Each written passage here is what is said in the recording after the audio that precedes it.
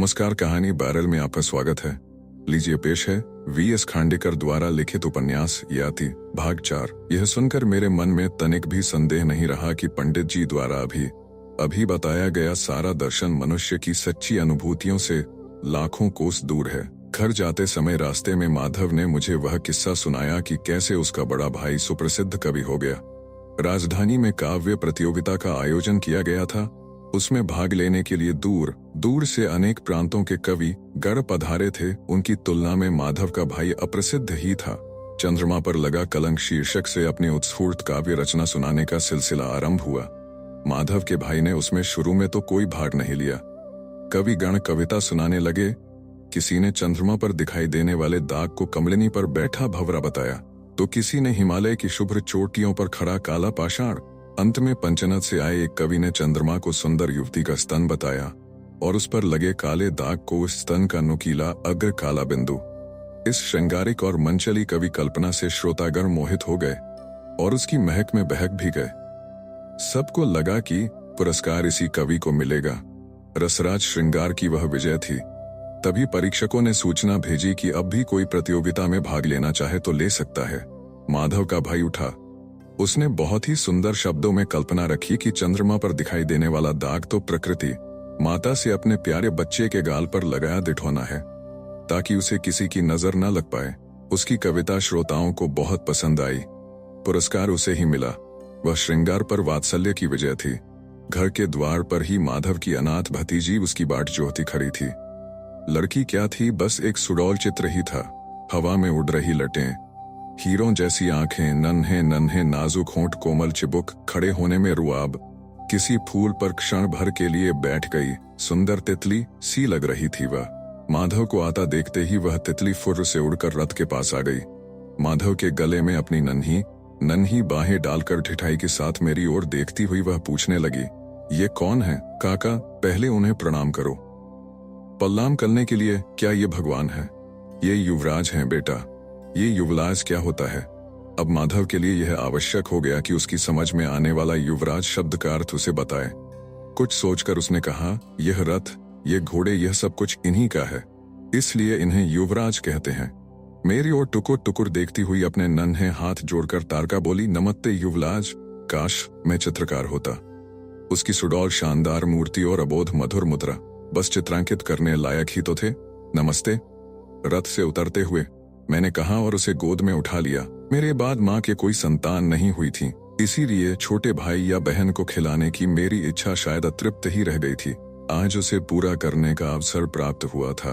घर में जाते जाते माधव लगातार बार बार तारका को इशारा कर रहा था कि मेरी गोद से नीचे उतर जाए, लेकिन उसका उस ओर ध्यान ही नहीं था। वह मुझसे पूछने लगी, युवराज आप मुझे घोला देंगे? वह किस लिए भला? मैं न उस पल बैठकर दूर दूर जाने वाली हूँ। कहाँ? घूमने जाने के लिए घोड़े की क्या आवश्यकता? किसी पखेरु पर बैठकर जाना चाहिए, चिड़िया पर या कौए पर। हम बैठक में आ गए, तब भी वह मुझसे चिपकी हुई ही रही, किसी पेड़ में लगे सुंदर फल जैसी।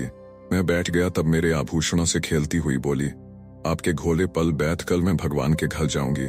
भला वह किस लिए? मैली माँ जो गई है वहां, कितने दिन हो गए, अभी वह वापस आती ही नहीं है। मैंने माधव की ओर देखा। वह पशोपेश में पड़ा था, लेकिन तारका को किस तरह रोका जाए समझ नहीं रहा था। तारका मेरी गोद पर सिर रगड़ते हुए बोली, आज मैं आपके घोले को जाने नहीं दूंगी। क्यों? शादी जो है आज। किसकी? तुम्हारी? हाँ, मेली गुलिया की। कब है? परसों। दूल्हा कहाँ का है? दूल्हा कहाँ का है? कहते हुए उसने दोनों हाथ हिलाकर कहीं नहीं का संकेत किया।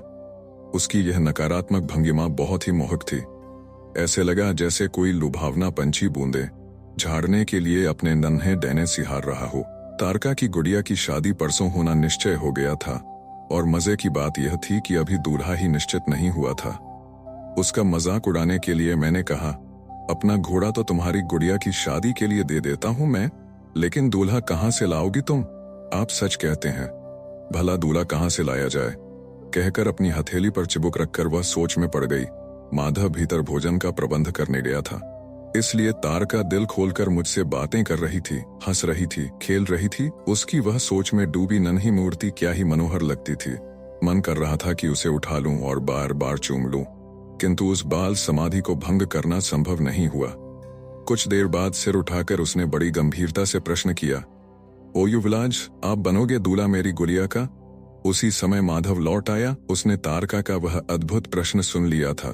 कोई और समय होता तो ऐसा ऊटपटांग प्रश्न करने के लिए उसने उस अबोध बालिका की शायद अच्छी पिटाई की होती, किंतु मेरे सामने वह ऐसा कर नहीं पाएगा।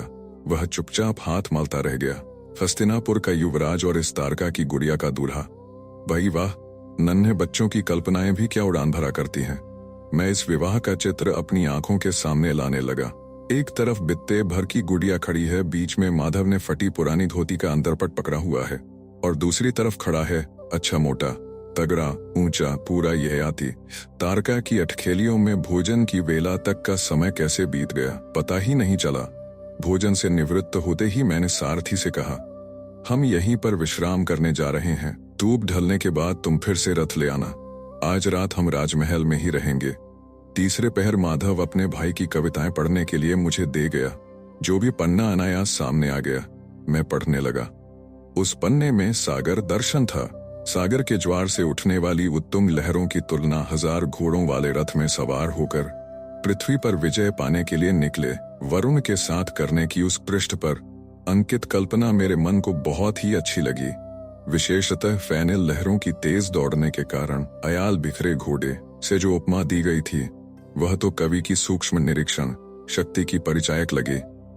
समुद्र पर रची गई कविता का एक चरण था, ए उन्मत्त सागर, व्यर्थ में गरजना छोड़ दे, इस क्षण भाग्य तेरे अनुकूल है। इसीलिए भूमि का एक एक भाग पदाक्रांत करता हुआ तू आगे बढ़ता जा रहा है, लेकिन कुछ समय ठहर गया तो उसी भाग्य के प्रताप का तुझे पता चल जाएगा। वह मर्यादा की जो भी लीक खींच देगा, उसको लांघ कर तू एक कदम भी नहीं जा पाएगा। यही नहीं, यदि भाग्य का पासा पलट गया तो चुपचाप तुझे भूमि का पदाक्रांत किया हुआ एक भाग त्याग कर पराजित होकर सिर झुकाए उल्टे कदम लौटना पड़ेगा। ऐश्वर्य पाने पर सत्पुरुष उन्मत्त नहीं हुआ करते और विपदाओं में वे साहस भी नहीं हारते, क्योंकि वे जानते हैं कि भाग्य की गति बड़ी विचित्र होती है।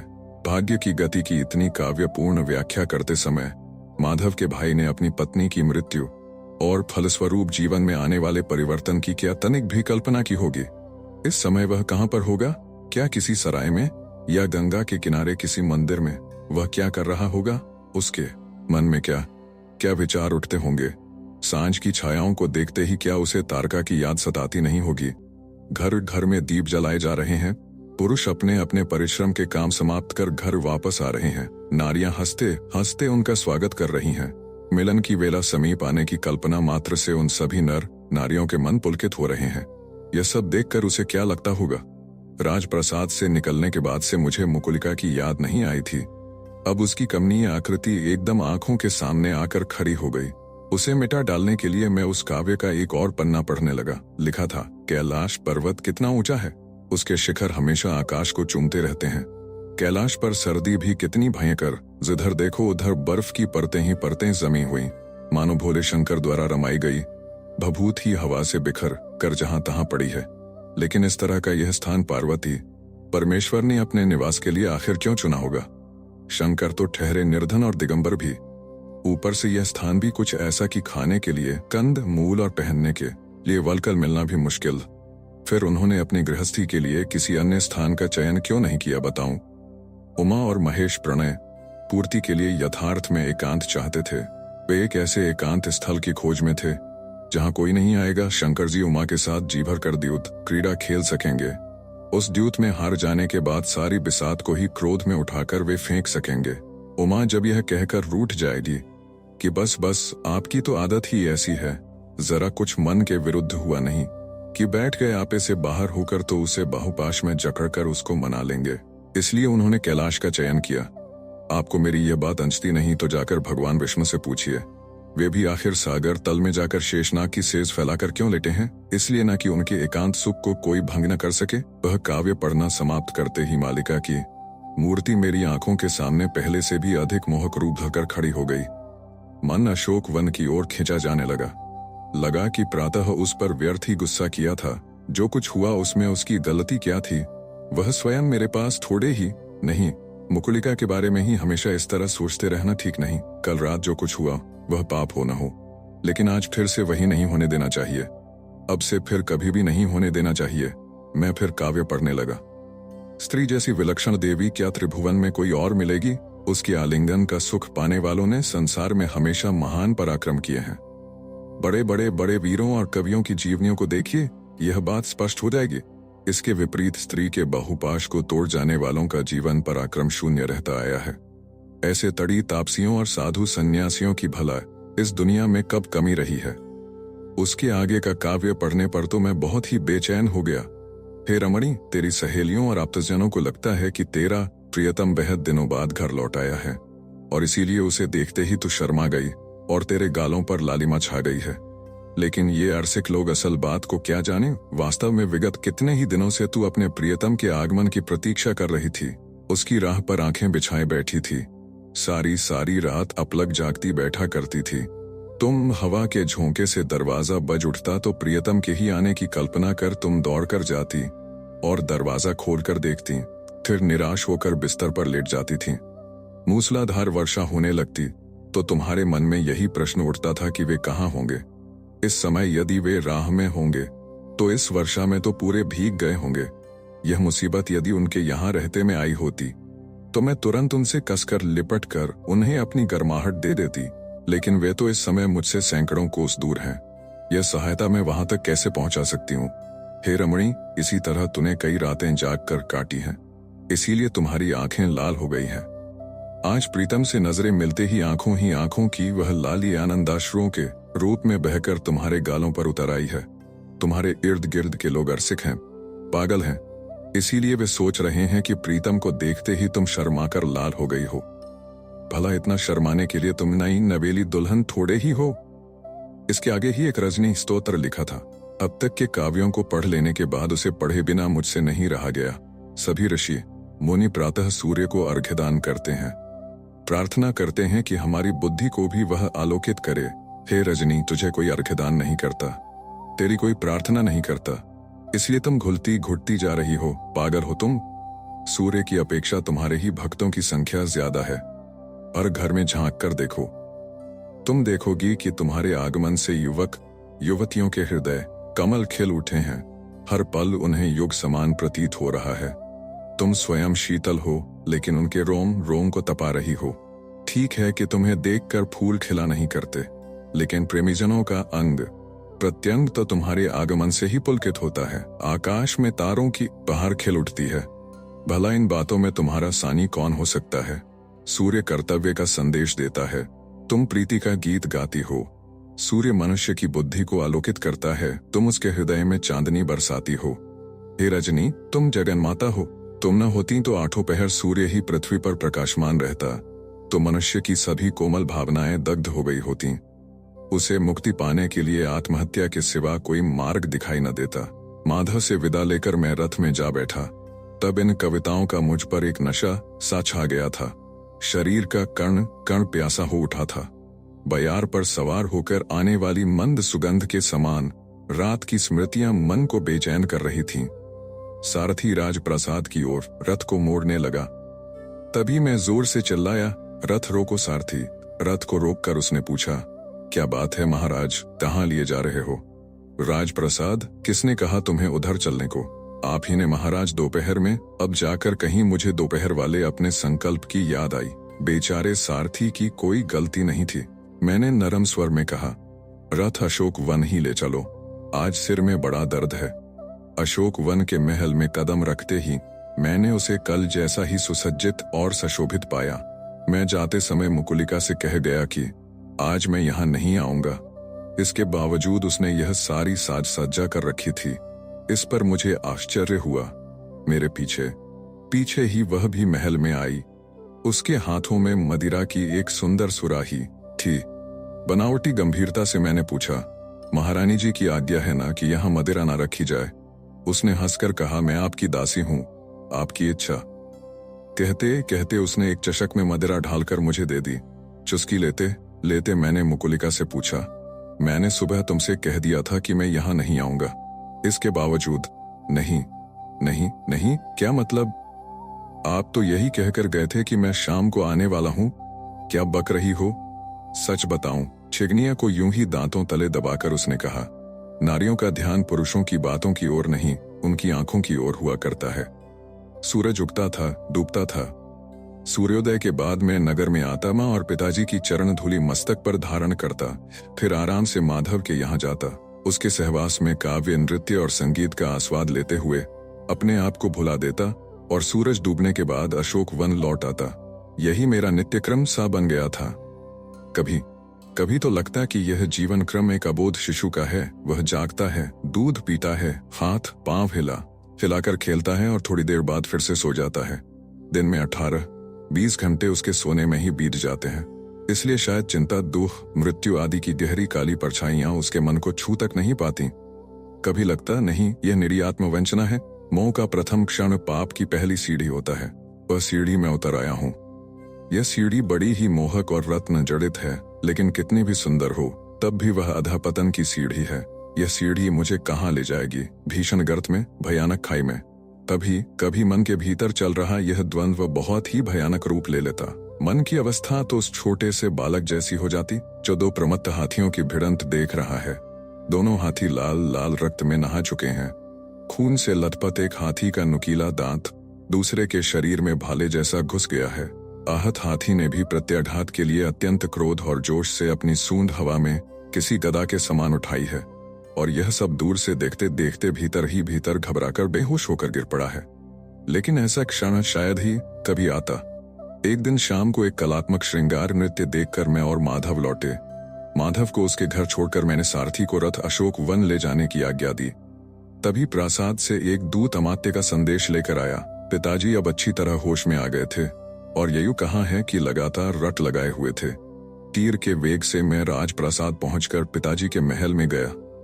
उनका चेहरा बहुत ही निस्तेज पड़ चुका था, ग्रहण लगे सूर्य के जैसा। मैं चकरा उठा। मुझे अपने पास बिठाने के लिए पिताजी ने अपना दायां हाथ ऊपर उठाने की चेष्टा की, किंतु इसमें उन्हें बहुत ही कष्ट होता दिखाई दिया। मैं रुआंसा हो गया। मेरे बचपन की बीमारियों में इसी हाथ ने मुझे धीरज बंधाया था। बचपन के छोटे छोटे पराक्रमों के लिए इसी हाथ ने मुझे प्रोत्साहन दिया था। वह हाथ मेरा कृपा छत्र था। वही हाथ अब मेरी पलकें अनजाने में भीग आईं। पिताजी ने इशारा कर मेरे अलावा सबसे उस कक्ष के बाहर चले जाने को कहा। दासियां चली गईं, अमात्य गए, राजवैद्य भी गए। 4-5 क्षण मां हिचकिचाती रहीं, किंतु पिताजी मुझ अकेले से ही शायद कुछ कहना चाहते हैं। यह जानकर वह भी कुछ अनिच्छा से बाहर चली गई। बाहर जाते ही उसने द्वार भी बंद कर दिया। पिताजी के सिरहाने अनेक मात्राएं चूर्ण, भस्म और अवलेह आदि दवाइयां रखी थीं। उन्हीं में मदिरा की एक छोटी सुराही भी थी। बड़े ही कष्ट से उन्होंने उस सुराही की ओर उंगली दिखाते हुए मुझसे कहा, मुझे थोड़ी मदिरा दो। मैंने देखा था राजवैद्य बीच में पिताजी को चूंट 2 बूंद मद्य दे दिया करते हैं। इसीलिए मैंने चषक में बहुत ही थोड़ा मद्य ढाला और उनके होंठों तक ले गया। चषक की ओर घूर घूर कर देखते हुए उन्होंने कहा, पूरा प्याला भरकर दो मुझे। लेकिन पिताजी, आपका परहेज। वे विषणता से हंसे, तुमसे काफी बात करनी है मुझे, और उसके लिए शक्ति भी चाहिए। काफी, पूरा प्याला पूरा भर कर दो। यूं ही तीर्थ की तरह मैंने चषक भर उनके होंठों से लगा दिया। चूसकियां लेते लेते वे सारा मद्य पी गए। फिर कुछ देर आंखें मूंद कर पड़े रहे। उन्होंने आंखें खोली तब उनका चेहरा काफी उल्लसित दिखाई दिया। मेरा हाथ अपने हाथ में लेकर पिताजी ने कहा, ययू, अब भी जीने की बहुत चाह मन में है। अपनी जिंदगी मुझे दे देने वाला कोई मिलता है तो मैं उसे अपना सारा राज्य तक दे डालूंगा। लेकिन एक लंबी आह भरकर वे मेरी ओर अत्यंत करुण दृष्टि से देखने लगे। पुरुष सिंह के नाम से पिताजी का त्रिभुवन में यश फैला हुआ था, किंतु अब की बार उनकी वह दृष्टि मर्माहत हिरन की दृष्टि थी, भयभीत खरगोश की दृष्टि थी। धीरे धीरे वे आगे कहने लगे, ययू, एक अत्यंत समृद्ध राज्य मैं तुम्हारे हाथों में सौंप कर जा रहा हूँ। यदि जीवन भर तुम ऐश और आराम करते रहे तब भी यह राज्य सुचारू ढंग से चलता रहेगा। मैं सिंहासन पर आरूढ़ हुआ तब भी दस्युओं का उपद्रव बहुत था। जनता अनेक सुख सुविधाओं से वंचित थी, राज्य व्यवस्था भी। लेकिन छोड़ो इन बातों को, एक अत्यंत समृद्ध राज्य तुम्हें विरासत में देकर मैं, पिताजी, आपके कर्तृत्व और पराक्रम को मैं भली भांति जानता हूँ। यह तो मेरा अहोभाग्य है कि मैं आप जैसे पिता का पुत्र हूँ, और दुर्भाग्य भी। पिताजी ने मुझे बीच ही में टोक कर कहा। मैं सिहर उठा। क्या कहूँ समझ में नहीं आता था। क्या उनके इस उद्गार का संबंध उन्हें मिले उस शाप से होगा, या अब भी यति के बिछोह का दुख उनके मन में चुभ रहा है। पिताजी एक एक शब्द आहिस्ता आहिस्ता कहने लगे। ययू, तुमने बचपन से अनेक बार सुना होगा कि तुम्हारे पिता ने इंद्र को भी परास्त किया था। वह स्वर्ग का राजा भी बना था, लेकिन वह कहानी की जिससे मुझे वह इंद्रपद छोड़ना पड़ा, किसी ने वह मुझे नहीं बताई। पिताजी भीषण हास्य करते हुए पिताजी बोले, राजाओं के दुर्गुणों की चर्चा उनकी मृत्यु के बाद लोग करने लगते हैं। हाँ, तो भला मैं तुमसे क्या कह रहा था? हाँ याद, इंद्रपद की प्राप्ति के कारण मेरी वृत्ति प्रवृत्तियां बदल गईं। मैं घमंड में चूर हो गया। मेरे जैसा पराक्रमी वीर तीनों लोकों में नहीं, यह जानकर मैं मदोन्मत्त हो उठा। ययू, एक बात को कभी न भुलाना, पराक्रम पर गर्व करना एक बात है और उसके घमंड में उन्मत्त हो जाना दूसरी। मेरा उन्माद इस हद तक पहुंच गया कि मैं इंद्राणी की ओर भोग विलास की दासी के नाते देखने लगा। इंद्राणी मेरी बात को एक शर्त पर स्वीकार करने को तैयार हुई। शर्त यह थी कि मैं उसके रंग महल में एक ऐसी अनोखी पालकी में जाऊं जो मेरे पराक्रम की शान बढ़ाए। इंद्राणी ने यह सुझाव भी दिया कि हमारे मिलन के लिए ऋषियों द्वारा ढोई गई पालकी त्रिभुवन में अलौकिक सवारी हो सकती है। उन्माद ने मुझे पहले ही अंधा बना दिया था, ऊपर से कामुकता का भूत भी मुझ पर बुरी तरह सवार हो गया था। बड़े बड़े ऋषि महर्षियों को बुलाकर मैंने स्वर्ग के रत्नों से जड़ित अपनी पालकी उनके कंधों पर रखवा दी। ऋषि पालकी ढोकर मुझे ले जाने लगे, किंतु मैं इतना कामातुर हो गया था कि ऋषियों की गति मुझे मंथर लगने लगी। इंद्राणी के रंग महल पहुंचूं और कब उसके सौंदर्य का जी भरकर उपभोग करूं, इसलिए मुझे ऋषियों की इस मंथर गति पर गुस्सा आ गया। पालकी जल्दी चले, इस हेतु उसके वाहक ऋषियों में से एक के मस्तक पर मैंने सर्प कहकर जोर से लात मारी। वह अगस्त्य ऋषि थे। उन्होंने तत्काल शाप दिया और आखिरी शब्द कहते कहते पिताजी बुरी तरह हाँफने लगे। उनका उच्चारण बहुत ही अस्पष्ट, बहुत ही कंपित था। उनसे ज्यादा बोला नहीं गया। उन्होंने फिर से मदिरा के प्याले की ओर उंगली दिखाई। अभी तुरंत ही उन्हें मद्य देना निश्चय ही बड़ी बदपरहेजी होगी, ऐसा सोचकर मैं चुपचाप बैठा रहा, लेकिन उनके चेहरे पर उभर आई व्याधि की वेदना मुझसे देखी नहीं गई। चषक आधा अधूरा भरकर मैंने उनके होठों से लगा दिया। उतने मध्य से ही उन्हें फिर से कुछ ताजगी आ गई। कुछ कहने के लिए उनके होंठ फिर हिलते से लगे। अतः मैंने कहा, अब आप आराम कीजिए पिताजी, हम लोग बाकी बातें कल कर लेंगे। कल? उन्होंने यह एक ही शब्द कहा तो, लेकिन उसमें दुनिया भर का सारा कारुण्य समाया था। क्षण भर के लिए वे कुछ अंतर्मुख हो गए, फिर शांत भाव से बोले, वह शाप था। यह नहुष और इसके पुत्र कभी सुखी नहीं होंगे। माँ बाप की भली बुरी सभी बातें विरासत में बच्चों को मिला करती हैं। प्रकृति का यह नियम ही है, लेकिन बार बार मुझे लगता रहा है कि उस शाप की बला जन्म से ही तेरे पीछे नहीं लगनी चाहिए थी। यह तुम्हारा पिता अपराधी है, उसे क्षमा कर दो बेटे। एक ही बात हमेशा याद रखना, जीवन की मर्यादाओं को कभी भुलाना नहीं चाहिए। मैंने उन्हें भुला दिया और हताश मुद्रा में पिताजी ने आंखें मूंद लीं। स्पष्ट था कि इतना बोलने के कारण ही उन पर काफी तनाव आ गया था। अब उन्हें पूरे विश्राम की आवश्यकता थी, किंतु वे अपने आप ही कुछ बुदबुदा रहे थे। मैं झुककर गौर से सुनने लगा। मैंने कुछ बुदबुदा झुककर सुना, शाप, यति, मृत्यु। मुझसे रहा नहीं गया, मेरे मुंह से शब्द निकल गए, पिताजा यति जिंदा है। आंधी के वेग से जैसे घर के किवाड़ तड़ाक से खुल पड़े, कुछ इसी तरह पिताजी ने आंखें खोल दी और बहुत ही भर्राए स्वर में पूछा, कहाँ? पूर्वी आर्यावर्त में। सबूत क्या है? वह मुझसे मिला था। कब? अश्वमेध के समय। पिताजी सुनकर थरथर कांपने लगे। और इतने दिन तक तुमने यह बात मुझसे छिपाए रखी। स्वार्थी, नीच, दुष्ट। मैं उसे वापस लिवा लाता और मेरे बाद वही राजा बनता। इसी भय से तूने उसको। आगे का शब्द उनके मुंह से निकाले नहीं निकला, लेकिन वे मेरी ओर इतनी अजीब दृष्टि गड़ाकर देखने लगे कि अनजाने ही मैं चिल्लाया, माँ, अमात्य, राजवैद्य, दासियां सभी भीतर आ गए। राजवैद्य ने जैसे तैसे कोई अवलेह पिताजी को चटाया। शायद थोड़ी देर बाद उन्हें कुछ अच्छा लगने लगा। उन्होंने धीरे से अमात्य से कहा, अमात्य, मेरा कोई भरोसा नहीं है। इंद्र को पराजित करने के बाद प्रसारित की गई हमारी सुवर्ण मुद्रा लेते आइए। एक बार आंखें भर मैं उसे देखना चाहता हूँ। उसे देखते देखते मरना चाहता हूँ। मनुष्य को विजय के उन्माद में मृत्यु आनी चाहिए। पिताजी के इन वाक्यों से माँ के तो होश हवास उड़ से गए। वह आंखें पोंछने लगी। मेरी समझ में नहीं आ रहा था कैसे उसे सांत्वना दूं। अमात्य वह सुवर्ण मुद्रा ले आए। लाइए, वह मेरे हाथ में दीजिए, पिताजी ने कहा। हाथ में लेने के बाद काफी कष्ट होने के बावजूद उन्होंने उसे उलट पुलट कर देखा और बोले, इस पर मेरे पराक्रम की निशानी कहाँ है? धनुष, बाण, मेरा धनुष, मेरा बाण। अमात्य उस मुद्रा का एक कोण पिताजी को दिखाते हुए बोले, इस तरफ आपके धनुष बाण का चित्र है महाराज। कहाँ कहाँ यह सुवर्ण मुद्रा वह नहीं है, मुझे धोखा दे रहे हैं आप लोग।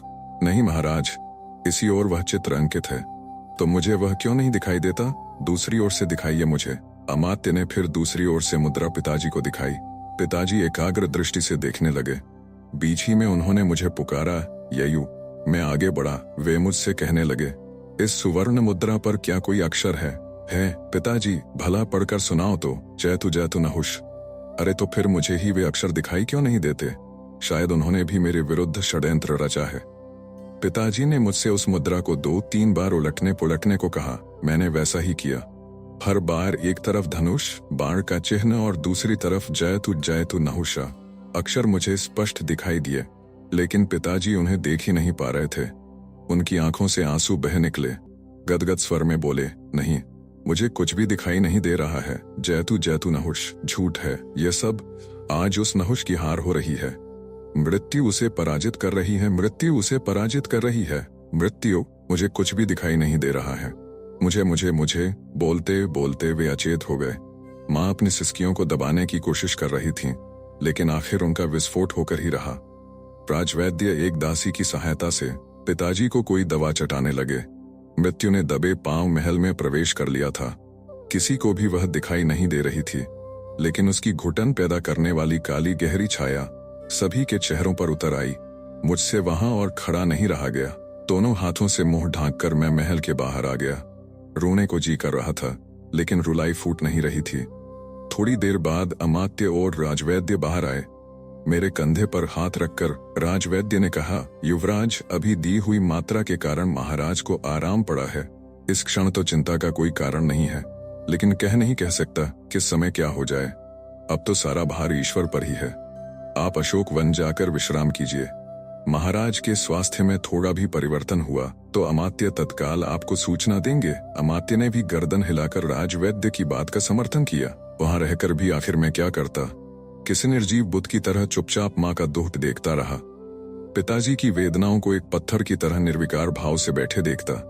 राजपथ पर मेरा रथ दौड़ रहा था। जिधर देखो लोगों के जत्थे घूम रहे थे। कोई हंस रहे थे, कोई खेल रहे थे, कोई गीत गुनगुना रहा था, कोई चांदनी में टहल रहा था। उनके सुख को देखकर मैं और भी दुखी हो गया। अशोक वन के महल में कदम रखा तो देखा मुकुलिका सज-धज कर द्वार में ही स्वागत के लिए खड़ी है। उससे एक भी बात किए बिना ही मैं भीतर चला गया। मेरी पोशाक उतारने के लिए वह आगे बढ़ी। मैंने हाथ के इशारे से ही उसे मना कर दिया। वह चौंकी और नजर फेर कर खड़ी हो गई। मुझे झल्लाहट हो रही थी कि यह 2 कौड़ी की दासी आखिर अपने आप को क्या समझती है। रंभा, उर्वशी या तिलोत्तमा? उधर महाराज मृत्युशैया पर पड़े हैं और इधर यह साज श्रृंगार कर मुझ पर डोरे डालना चाह रही है। अवश्य ही इसने हिसाब किया होगा कि आज नहीं तो कल युवराज सिंहासन पर बैठेगा, राजा बनेगा। उसके साथ अपना इस तरह का नाजुक रिश्ता रखा तो अवश्य ही वह अपनी मुट्ठी में रहेगा। इसीलिए यह अपना जाल बिछा रही है। यदि ऐसा नहीं है तो क्यों यह हर दिन नया साज श्रृंगार कर नई नवेली दुल्हन की तरह मुझे मोह लेने की चेष्टा में लगी रहती है। यहाँ का सारा कारोबार उसने कितनी कुशलता से अपने हाथों में रखा है। इस कान की बात उस कान तक भी यह जाने नहीं देती। इस सब का आखिर दूसरा उद्देश्य हो ही क्या सकता है? मेरे साथ जुड़ी हुई उसकी घनिष्ठता, मेरे जैसे दुनियादारी के अनुभव से अछूते युवक के साथ उसके द्वारा खेला जा रहा प्रेम का यह नाटक, पाप की कल्पना तक से अपरिचित एक युवक को अधपतन के मार्ग पर चलाने के लिए जारी उसकी यह सारी दौड़ धूप, छटपटाहट। डरते डरते मुकुलिका ने पूछा, भोजन कब कीजिएगा? मुझे आज भोजन नहीं करना है। क्यों? मेरी मर्जी, लेकिन आज तो मैंने खास तौर से मैं तेरे सारे नाटक को अच्छी तरह समझता हूँ। कल सुबह होते ही चुपचाप यहाँ से महल चली जाओ। मैं तेरा मुंह भी देखना नहीं चाहता। तू चल निकल बाहर, और ध्यान में रख जब तक मैं न बुलाऊं इस महल में पांव नहीं धरना है तुझे, समझी? मैं खिसिया गया था, नाराज हो गया था, अपने आप से, दुनिया से, मृत्यु से, मुकुलिका से। मुझे स्वयं को ही पता नहीं चल रहा था कि मैं क्या बोले जा रहा हूँ। मुकुलिका डरी सहमी बाहर निकल गई। उसकी भयभीत मुद्रा देखकर मुझे बरबस ही अच्छा लगा। राज वस्त्र उतारे बिना ही मैं पलंग पर लेट गया। एकदम मुझे पिताजी की याद हो आई।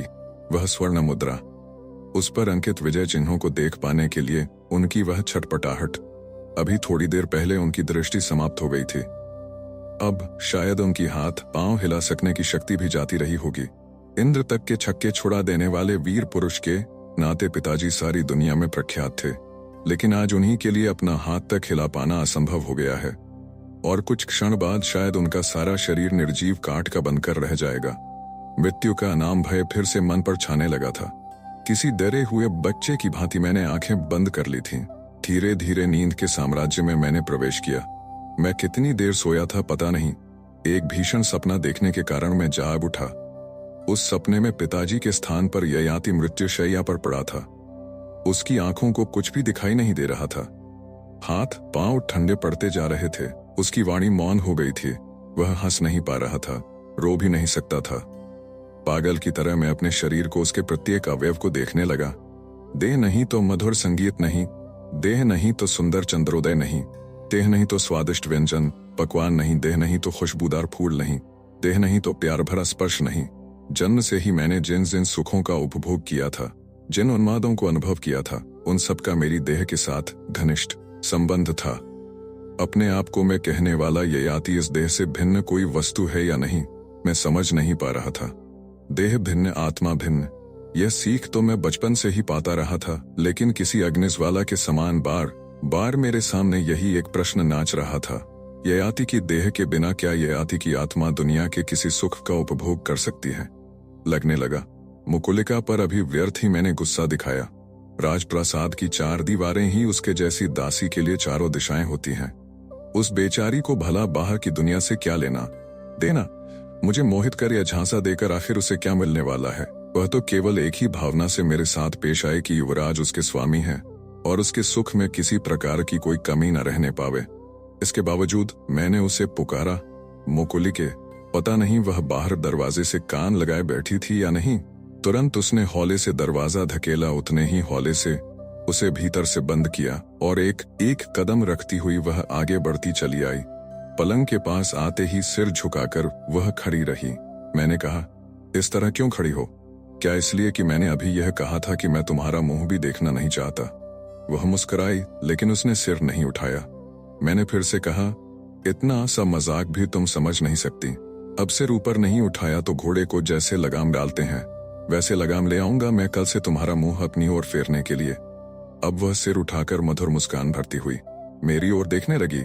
शायद तब से बाहर खड़ी वह रो रही होगी, इसीलिए बारिश हो जाने के बाद और अधिक सुंदर लगने वाली प्रकृति के समान वह मोहक दिखाई दे रही थी।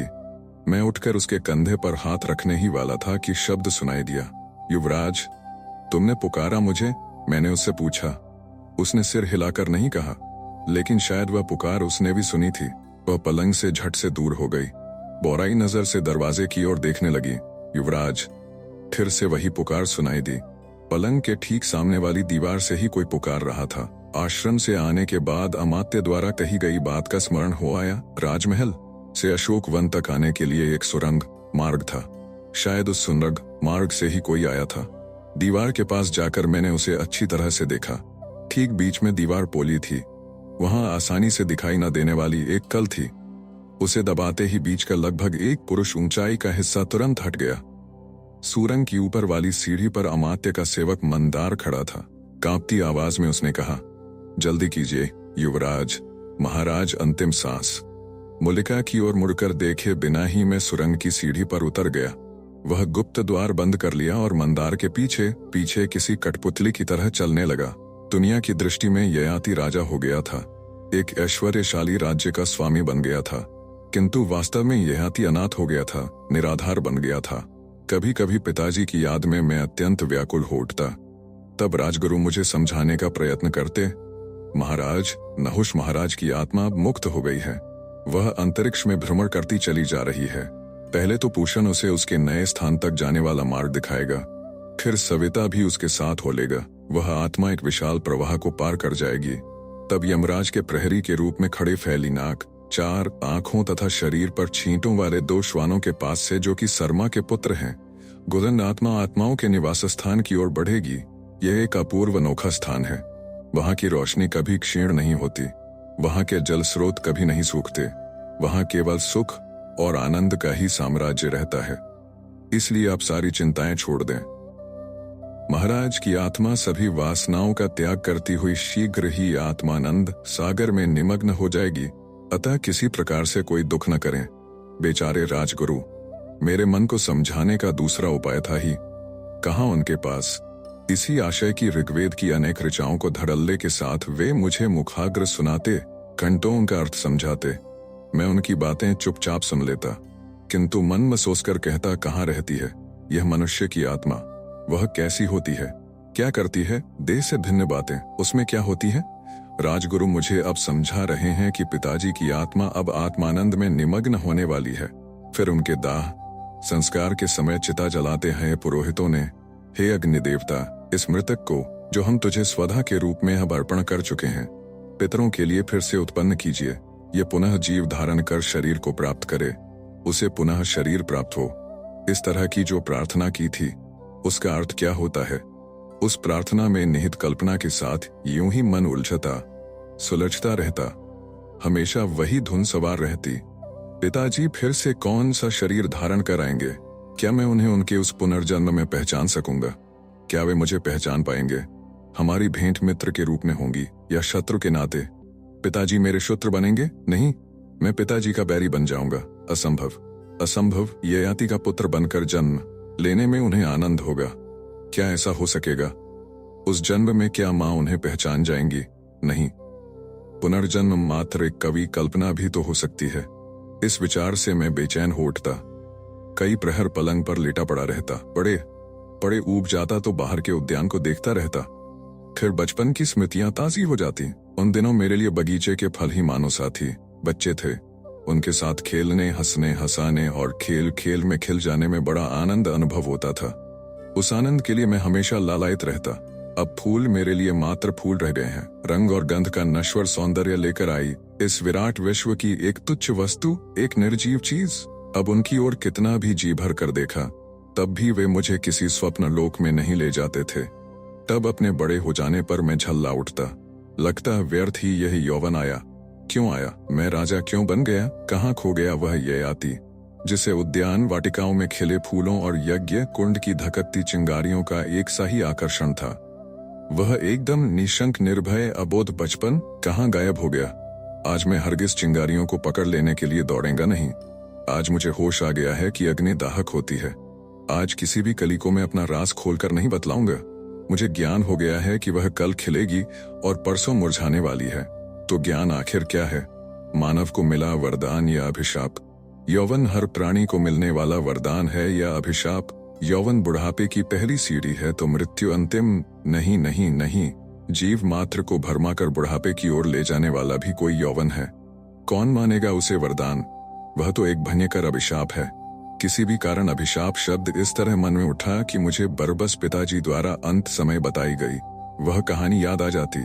आभास होने लगता कि कोई अंतरिक्ष में अग्नि ज्वालाओं से लगातार उसी शाप वाणी को लिखे जा रहा है। यह नहुष और उसकी संतान कभी सुखी नहीं होंगे। वह अभिशाप आधा अधूरा सच हो गया। पिताजी सुखी नहीं हुए। उनकी वह अंतिम छटपटाहट, जीने की अभिलाषा, वह अतृप्तता, अपनी अपूर्व विजय का स्मारक तक वे देख नहीं सके। पिताजी ने उन्मत्त होकर अगस्त्य ऋषि को लात मारी थी। उन्होंने पिताजी को शाप दिया, सो ठीक ही किया। लेकिन हम पुत्रों ने उनका क्या अपराध किया था? उस समय मैं तो पैदा भी नहीं हुआ था। इस पर भी किसी भूत के समान क्या यह अभिशाप जीवन भरा मेरा पीछा नहीं छोड़ेगा? कभी कभी जी करता कि अभी सीधा उठकर अगस्त्य ऋषि के पास जाऊं। वे कैलाश की चोटी पर तपस्या के लिए गए हों तो वहां उनके सामने जाकर खड़ा हो जाऊं और पूछन, हम निरीह बच्चों को आपने यह शाप क्यों दिया? यह कहाँ का न्याय है कि माँ बाप के पाप का दंड उनके बच्चों को दिया जाए? क्या देवताओं के यहाँ कोई न्याय होता ही नहीं? मैंने यति का जीवन क्रम देखा था। कहीं इसी शाप के कारण ही तो वह बचपन में घर से भाग निकलने की गलती नहीं कर बैठा होगा। क्या मैं अभी उसी तरह वह मुकुलिका नहीं? वह एक बुरा सपना था। पिताजी की मृत्यु के कारण मैं राजा बना हूँ। अभिषेक समारोह की तिथि पक्की करने के बारे में माँ अमात्य के साथ लगातार विचार विनिमय कर रही है। अब तक वह शुभ मुहूर्त नहीं मिला है जैसा कि माँ चाहती है। क्या सिंहासन पर आरूढ़ होने पर भी मैं सुखी नहीं हो पाऊंगा? यह कैसे संभव है? पता नहीं भाग्य में भगवान ने क्या लिख रखा है। इस तरह के विचारों से मन अजीब तरह से सुन्न पड़ गया था। लगता था किसी से कोई बात न करूं, खाना पीना छोड़ दूं, बस केवल चुपचाप पड़ा रहूं। बात माँ के ध्यान में आ चुकी थी। एक दिन उसने मुझसे कहा, ययू तेरी तबीयत तो ठीक है ना? कल अशोक वन की तुम्हारी वह दासी मुकुलिका आई थी। तुम्हारी आंख झपकी देखकर वह बिना मिले ही चली गई। बहुत ही प्यारी और समझदार है वह। सोचती हूँ कि उसे उधर के बजाय इधर लाकर रखा जाए। क्या ख्याल है तुम्हारा? कहती थी, महाराज बड़े अबोल हैं, खुद कभी नहीं बताएंगे कि यह चाहिए वरन चाहिए वह चाहिए। उनकी आंखों में उनकी इच्छा देखनी पड़ती है और फिर उसे पूरा करना पड़ता है। कैसा हो यदि आज अभी उसे यहाँ बुला भेजूं तुम्हारी सेवा में? वह मुकुलिका एक पागल और तुम 7 पागल हो माँ। सच कहता हूँ इधर कुछ दिनों से मन किसी बात में लगता नहीं है। जी करता है यह सारा वैभव छोड़कर कहीं। माँ को मानो सांप संध गया। मेरा हाथ मजबूती से थामती हुई बोली, ययू याद है तुमने बचपन में मुझे एक वचन दिया था? शरारती भाव से मैंने कहा, बचपन में तो मैं हर रोज तुम्हें एक वचन दिया करता था, इसलिए मन में वचनों की इतनी भीड़ जमा हो गई है कि एक भी वचन अब याद नहीं आ रहा है। ऐसे नटखट हो तुम पहले से ही। बाजी अपने पर उलटने लगी कि क्षण भर के लिए मन में विचार आया, यति का सारा हाल माँ को सुना और उससे कहूँ उसके पास जाओ माँ, उसे अपनी माया ममता में बांधकर वापस ले जाओ। वो बड़ा भाई है, उसे राजा बनने दो। मेरा मन उचट सा गया है, मुझे राज्य नहीं चाहिए, कुछ भी नहीं चाहिए। ऑफ। उस दिन अनजाने में ही मेरे मुंह से पिताजी के सामने यति का नाम निकल गया। लाभ तो कुछ हुआ नहीं, पिताजी की परेशानियां अवश्य बढ़ गईं। माँ को भी केवल इतना सुनकर कि यति कहीं पर जिंदा है कौन सा सुख मिलेगा। वे उसे खोजने निकलीं, तब भी आंसुओं को देखकर यति थोड़े ही वापस आने वाला है। सिंह और बाघ जैसे जंगली पशुओं को आदमियों के साथ हिला लेना आसान है, लेकिन यति जैसे हठयोगी। सच, यति के जीवन का अंत क्या होगा? इसी मार्ग से चलकर क्या वह ईश्वरीय साक्षात्कार के शिखर पर पहुंच जाएगा? यदि ऐसा हो जाता है तो सारी दुनिया उसकी सराहना करेगी। एक महान तपस्वी के नाते वह संसार भर में ख्याति प्राप्त कर लेगा। लेकिन उस शिखर की ओर एक कदम बढ़ते वैराग्य का हिम पर्वत चढ़ते समय उसका पैर कहीं फिसल गया तो उस पर्वत को ढांपने वाली बर्फ कहीं एकदम पिघलने लगी और वह उसे अपने भीतर समा ले तो मुझे चुप देखकर माँ बोली, काफी दिन प्रतीक्षा की मैंने कि आज नहीं तो कल तुम्हारा चित्त ठिकाने पर आ जाएगा, लेकिन शुरू से देख रही हूँ तुम बहुत हठीले हो। भला तुम भी आखिर कर ही क्या सकते हो? तुम्हारा खानदान ही ऐसा है। और अब तो क्या, बालाहट के साथ राजहट भी जुड़ गया है। लेकिन तुम यदि राजहट पर उतर आए हो तो याद रखो मैं भी राजमाता का अधिकार चलाना खूब जानती हूँ। मैं बताऊं तुम क्यों इस तरह उदास हो गए हो? कुछ भी हो, आखिर था तो वह माँ का हृदय। बेटे के पैर में मामूली सा कांटा चुभ जाने पर भी आंखों से सावन बरसाने वाला किसी अचेतन शिला के समान मेरे मन को एक चढ़ता प्राप्त हो गई थी। स्वयं मेरी ही समझ में नहीं आ रहा था आखिर ऐसा क्यों हो गया है। स्वाभाविक ही था कि माँ मेरे विचित्र व्यवहार से असमंजस में पड़ जाती। बात बदलने के लिए मैंने कहा, माँ तुम बहुत ममतामयी हो यह तो मैं जानता था, लेकिन तुम अंतर्ज्ञानी भी हो यह बुढ़ापे में प्राप्त होने वाला अंतर्ज्ञान है बेटा। मतलब? हंसती हुई बोली, अरे पगले, कभी मैं भी तेरी उम्र की थी ना, तो फिर तो क्यों भूलते हो कि मुझे आज भी कुछ तो अवश्य ही याद होगा कि उन दिनों मुझे कैसा लगता था, मैं क्या क्या सोचा करती थी। देखो माँ, मैं हूँ पुरुष, तुम महिलाओं की पहेलियां बूझने की यह भाषा मेरी समझ में कतई नहीं आती। सीधे बतला दो ना तुम्हारे मन में क्या है। बस यही कि विवाह हो जाने पर तेरा मन ठिकाने पर आ जाएगा। क्या यह खोज तुम्हारी आप बीती पर आधारित है? अरे तो इसमें आश्चर्य की क्या बात है। मेरा विवाह हुआ तब मैं तुमसे भी छोटी थी। माँ को छोड़कर ससुराल आते समय मुझे तो भगवान याद आ गए थे। लगा था कि ससुराल में एक दिन भी सुख से नहीं बीत पाएगा। फिर आगे क्या हुआ? होना क्या था वही जो घर घर में होता आया है, हर लड़की के साथ होता रहा है। देखते ही देखते मैं अपनी घर गृहस्थी में रम गई, माँ को बिल्कुल भूल गई। इसलिए कहती हूँ इस अभिषेक समारोह को जल्दी से निपटा दें और फिर तुम अपनी पंसद की किसी राजकन्या के साथ। समारोह की तिथि पक्की करने के लिए माँ हंसते हंसते चली गई। चाहिए तो यह था कि उसके उस आखिरी वाक्य से मेरे मन में मधुर कल्पनाओं का सागर ठाठे मारने लगता। मैं हस्तिनापुर का राजा बना था। अत्यंत सुंदर और अप्सराओं को भी लज्जित करने वाली राजकन्या से ही विवाह करने की मैं जिद करता तो जाहिर था कि वह अवश्य ही पूरी कर दी जाती। जीवन यात्रा में मेरी सहचारिणी बनने वाली वह त्रिलोक सुंदरी कहाँ होगी? इस समय क्या कर रही होगी? हमारे जीवन प्रवाह क्या किसी काव्यमय तरीके से अकल्पित ढंग से एक होने वाले हैं या राजवंश की परिपाटी के अनुसार? स्वयंवर के राजमान्य तरीके से मैं प्रीति के प्रांत में प्रवेश करने वाला हूँ। ऐसे और इसी तरह के अनेक यौवन सुलभ और कल्पना रम्य प्रश्नों से मन को गुदगुदी होनी चाहिए थी। लेकिन मैं सोचता रहा माँ के बारे में। पिताजी की बीमारी में आखिरी दिनों में मुझसे उसकी हालत देखी नहीं जाती थी। उसकी आंखों में घिरे दुख की घटाओं की ओर देखने की हिम्मत नहीं होती थी। बलिवेदी के पास लाकर खड़े किए गूंगे पशु की तरह उसकी मुद्रा दिखाई देती थी। इस कल्पना मात्र से ही कि पिताजी की मृत्यु के बाद उसका हौसला पस्त हो जाएगा और उनके पीछे पीछे वह भी मुझे अनाथ छोड़ चल बसेंगी, मैं बहुत ही बेचैन हो उठता था। लेकिन प्रत्यक्ष में जो कुछ हुआ वह मेरी कल्पना से एकदम भिन्न था। पहले कुछ दिनों में वह दुख में चूर थी, लेकिन कितनी शीघ्रता से वह संभल गई और राजमाता के नाते घर का और बाहर का सारा कारोबार उसने अपने हाथों में ले लिया। हर बात में वह बहुत उत्साह से ध्यान देने लगी। उसके चेहरे पर बुढ़ापे का साया पड़ा था, लेकिन उसे देखकर ढलती सांझ की परछाइयों की याद नहीं आती थी। उसकी हलचल में फुर्ती आ गई थी। लगने लगा था जीवन रस की मधुरिमा का आस्वाद वह नए सिरे से ले रही है। मेरी उदासीनता के सामने उसकी उत्साह भरी मूर्ति का चित्र और भी अच्छा उभर आता था। कम से कम मुझे तो लगता कि घुमड़कर आई काली घटाओं में बिजली कौन रूठती है। कैसी विधि विडंबना थी। उभरती जवानी के ज्वर पर खड़ा ययाति बूढ़े के समान नीरस और निष्क्रिय हो गया था और बुढ़ापे की अंतिम सीढ़ियां नापती।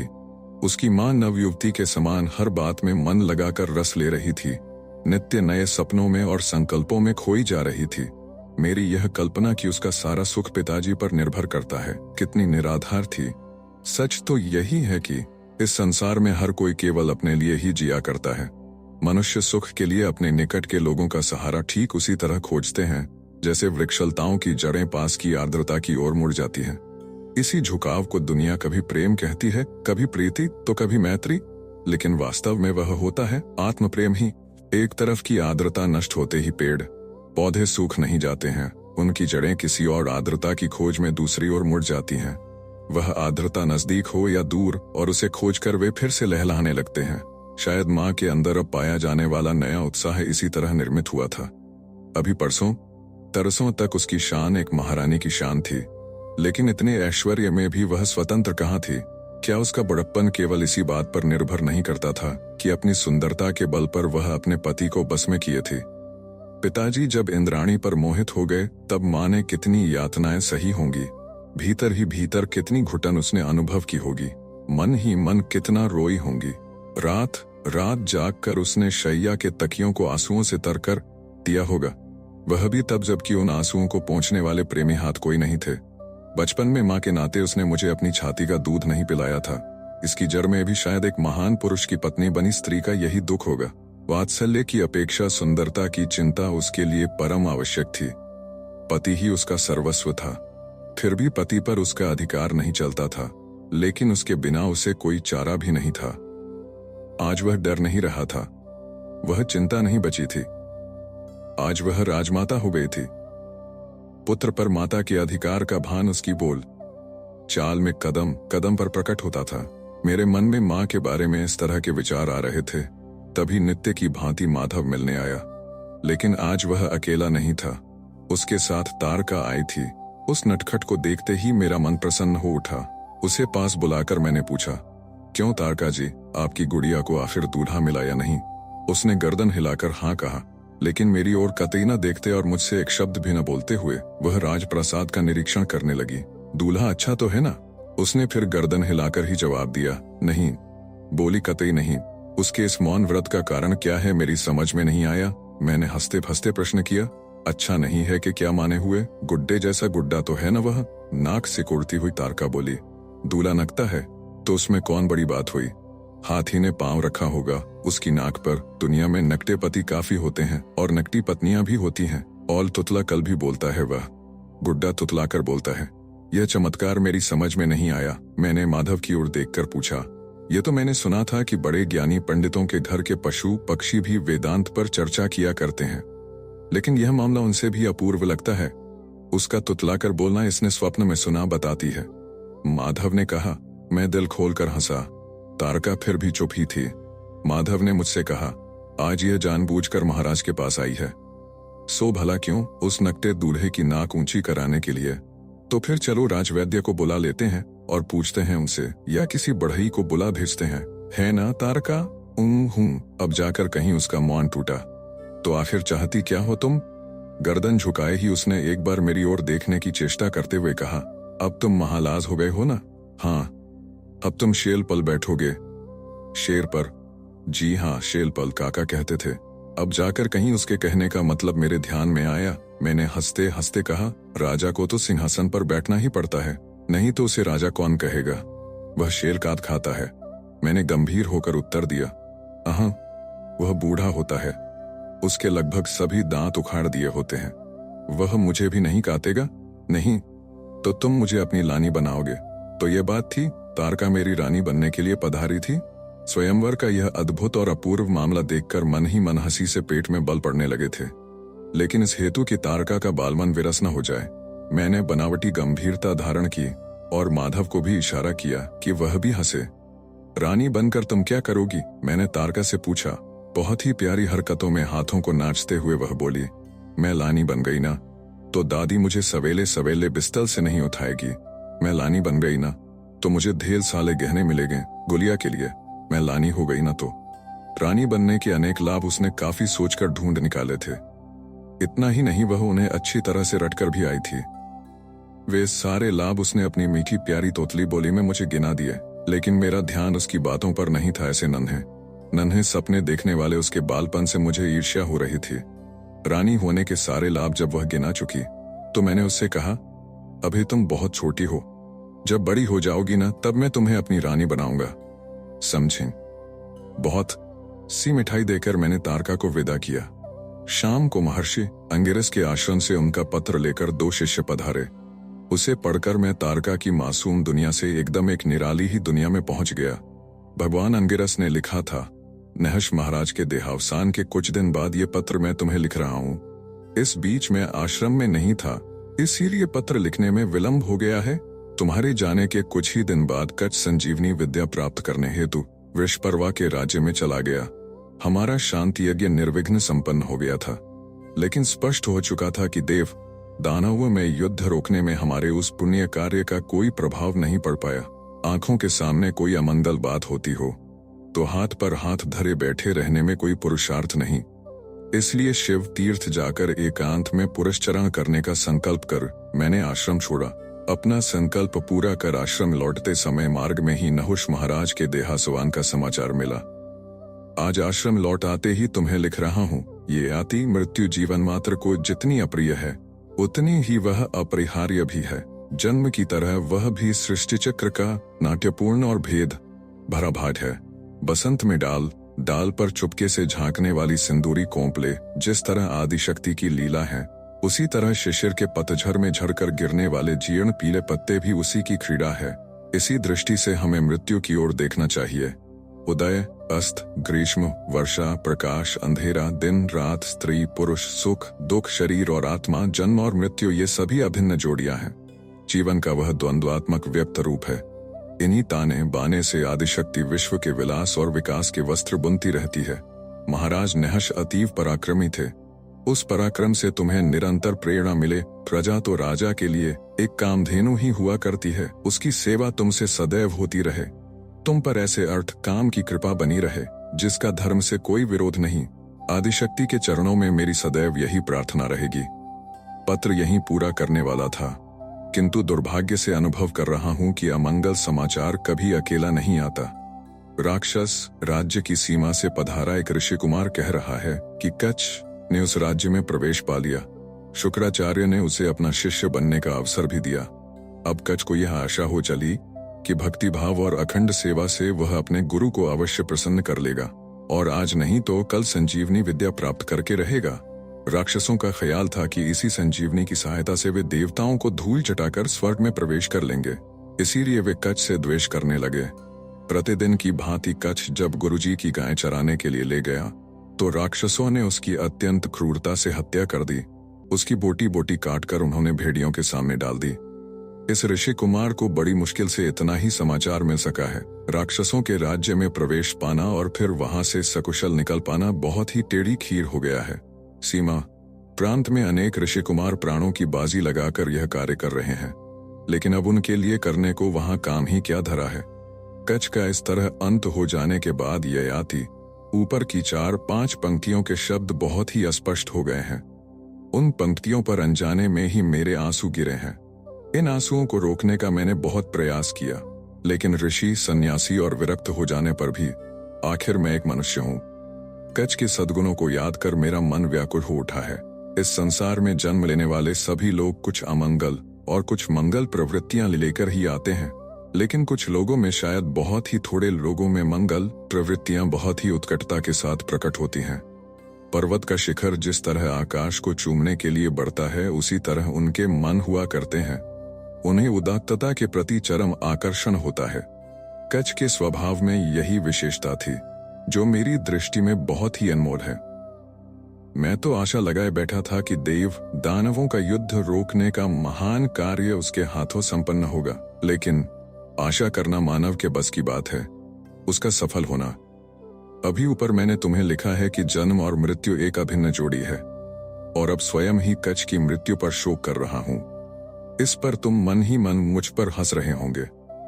शायद तुम्हारे मन में यह संदेह भी जागा होगा कि कहीं दुनिया की ये दार्शनिक बातें केवल दूसरों से कहने के लिए तो नहीं होती, लेकिन मुझ जैसे बूढ़े की बात को याद रखना। इस द्वंद्वपूर्ण जीवन में दार्शनिक सिद्धांत ही मानव का अंतिम सहारा है। राजमाता का दुख मैं समझ सकता हूँ। आदिशक्ति से मेरी प्रार्थना है कि तुम्हारे सत्कर्मों से वे अपना दुख शीघ्र ही भुला पाएं। तुम राजा बन गए हो। पत्र लिखने के लिए बैठते समय मन में अवश्य ही विचार आया कि तुम्हें आप कहकर संबोधित करूं, किंतु आपकी अपेक्षा तुम मन के प्रेम को अधिक अच्छी तरह से प्रकट करता है ना। अंगिरस जी के पत्र का एक ही भाग मेरे मन को छू गया, और वह था कच की मृत्यु पर उनकी आंखों से बह चले आंसू, और उन आंसुओं से अस्पष्ट बने पत्र के वे कुछ शब्द। बाकी तो बस सारा दर्शन ही था, निरा रूखा दर्शन। लेकिन क्या आदमी केवल दर्शन पर जीता है? नहीं, वह आशा पर जीता है, सपनों पर जीता है, प्रीति पर जीता है, ऐश्वर्य और पराक्रम पर जीता है। लेकिन केवल दर्शन के सिद्धांतों पर क्या वह जी सकता है? या कहीं ऐसा तो नहीं कि इन ऋषि मुनियों को हर बात में दर्शन शास्त्र घुसेड़ने का बड़ा शौक होता है? जो भी हो, उस पत्र में कच की वीरता का जो वर्णन आया था, उस पर मैं मोहित हो गया। लगा राजा हो तो ऐसा, सेनापति हो तो ऐसा। कच को बृहस्पति के घर पैदा कर ब्रह्मा ने शायद बड़ी भारी भूल की है। निहत्था होकर भी वह कितना निडर था। वध किए जाते समय उसकी मुद्रा बिजली के समान कौंधी होगी। गले में पड़ी रुद्राक्ष की माला के साथ खेलते हुए उसने उन दुष्ट दैत्यों से कहा होगा, तुम मेरी देह की बोटी काट सकते हो, लेकिन मेरी आत्मा के टुकड़े कर न सकोगे। वह अमर है। उसके समान कोई साहस करने के बजाय मैं यहाँ निष्क्रिय जीवन बिताता राजमहल में पड़ा था। मुझे अपने पर ही क्रोध हो आया। लगा इस समय राज्य में कहीं पर भी दस्युओं का विद्रोह होना चाहिए था। फिर अपने आप मेरे पराक्रम को चुनौती मिल जाती। हवन कुंड की राख को हटा देने से जिस प्रकार अग्नि ज्वाला फिर से भभक उठती है, उसी प्रकार इस निष्क्रिय बन बैठे ययाति का एक उत्साही ययाति बन जाता। मनुष्य का युयुत्सु मन लोहे के हथियार जैसा है, उससे हमेशा काम लेना पड़ता है, अन्यथा उस पर जंग चढ़ जाता है। किंतु पिताजी की मृत्यु के बाद भी राज्य में कहीं पर कोई विद्रोह नहीं हुआ था। राज्य का रथ सुचारू रूप से चलता जा रहा था, और एक में था रत्न जटित पिंजरे में बंदी बना पक्षी। कच वैंत्य के समान अंतराल में ऊंची उड़ाने भरता हुआ नील गगन में मंडराता निकल गया था। मुझे भी लग रहा था कि मैं भी कहीं इसी प्रकार चला जाऊं, किसी असीम साहस का परिचय दे दूं। इसी विचार में सारी रात मैंने जाग कर बिता दी। सुबह मैंने एक स्वप्न देखा। उस स्वप्न में यति मुझसे कह रहा था, नीच, स्वार्थी, दुष्ट कहीं का, राज्य पर तेरा क्या अधिकार है? तुम जानते थे कि मैं जिंदा हूं, लेकिन यह बात तुमने मां से जानबूझकर छिपा रखी। चल उठ जा उस सिंहासन पर से, वरना अभी इसी समय शाप देकर मैं तुझे भस्म कर डालूंगा। यह सुनते ही मैं जाग उठा, सीधा मां के पास गया और अश्वमेध के समय यति से हुई मुलाकात और आज देखा हुआ वह स्वप्न उसे सुना दिया। पहले तो वह कुछ असमंजस में पड़ी। मेरी आंखों में गहरी नजर डालते हुए उसने पूछा, ययो, यह सब तुम सच तो कह रहे हो ना? पिताजी की सौगंध खाकर कहता हूँ माँ, उपालंभ के स्वर में उसने कहा। और कोई या किसी की भी सौगंध खाओ। तुम्हारे पिता पराक्रमी थे, उन्होंने इंद्र तक हो हराया था, लेकिन मेरे सम्मुख खाई एक भी सौगंध का उन्होंने पालन नहीं किया। मेरा वह दुख पिताजी के बारे में ऐसे उपालंभ से बोलते मैं माँ को पहली बार सुन रहा था। वे दोनों एक दूसरे से बहुत प्यार किया करते थे, यही मेरी धारणा थी। लेकिन वह एक नाटक था। आप सुन रहे थे कहानी बैरल से, V.S. खांडेकर द्वारा लिखित उपन्यास ये आती भाग 4। वीडियो पसंद आया तो इसे लाइक करिए और चैनल को भी सब्सक्राइब कीजिए। धन्यवाद।